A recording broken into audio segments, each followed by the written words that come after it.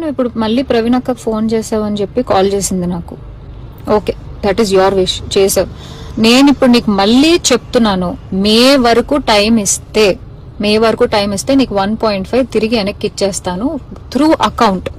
అర్థమైందా? Through account మే వరకు time ఇస్తే నేను నీకు మళ్ళీ వెనక్కి ఇచ్చేస్తాను. ఆ మిగిలిన డబ్బులు అంటావా, నేను లైఫ్ లో సెటిల్ అయినప్పుడు నా దగ్గర ఉన్నప్పుడు నేను ఇస్తాను. అది కూడా నేను ఇవ్వను అనట్లేదు.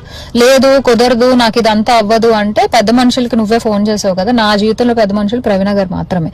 సో ఆ ప్రవీణ అక్కకి వేణుస్వామిని పెడతావా లేకపోతే ఇంకెవరినైనా పెట్టుకుంటావా, నేను పిలుస్తాను, నువ్వు పిలుచుకో. ఓకే, నేను ఇంకా నీ ముఖం చూడాలనుకోవట్లేదు, ఈ విషయం గురించి మాట్లాడాలనుకోవట్లేదు. నాకు మే అనే ఒక్క టార్గెటే కనబడుతుంది. మే వరకు నేను నీకు డబ్బులు ఇవ్వాలి అంతే. లేదు కాదు అంటే నేనే పెడతాను హెరాస్మెంట్ కేసు. ఎందుకంటే మా అక్కని ఇన్వాల్వ్ చేస్తున్నాడు, మా మమ్మీని ఇన్వాల్వ్ చేస్తున్నాడు, లేకపోతే మా ఇంటికి వస్తానంటున్నాడు. అసలు నా పర్మిషన్ లేకుండా నువ్వు మా ఇంటికి రావడం ఏంటి, లేకపోతే నేను మీ ఇంటికి వెళ్ళడం ఏంటి? ఇంట్లో ఇన్వాల్వ్ చేసుకోకుండా నువ్వు నేను మాట్లాడాలి, నువ్వు నేను సాల్వ్ చేసుకోవాలి అంటే నా వైపు నుంచి ప్రవీణ్ అక్క వేణుస్వామి మధ్యలో కూర్చుంటారు. మే వరకు నేను ఆ డబ్బులు సెటిల్ చేస్తాను.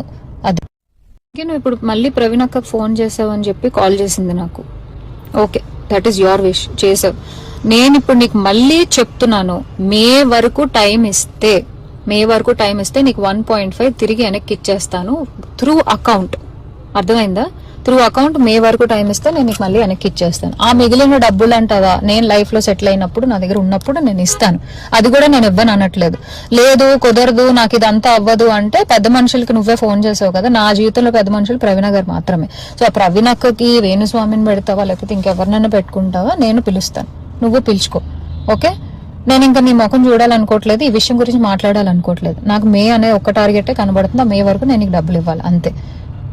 లేదు కుదరదు కాదు అంటే నేనే పెడతాను హెరాస్మెంట్ కేసు. ఎందుకంటే మా అక్కని ఇన్వాల్వ్ చేస్తున్నాడు, మా మమ్మీని ఇన్వాల్వ్ చేస్తున్నాడు, లేకపోతే మా ఇంటికి వస్తానంటున్నాడు. అసలు నా పర్మిషన్ లేకుండా నువ్వు మా ఇంటికి రావడం ఏంటి, లేకపోతే నేను మీ ఇంటికి వెళ్ళడం ఏంటి? ఇంట్లో ఇన్వాల్వ్ చేసుకోకుండా నువ్వు నేను మాట్లాడాలి, నువ్వు నేను సాల్వ్ చేసుకోవాలి అంటే నా వైపు నుంచి ప్రవీణ్ అక్క వేణుస్వామి మధ్యలో కూర్చుంటారు. మే వరకు నేను ఆ డబ్బులు సెటిల్ చేస్తాను. అది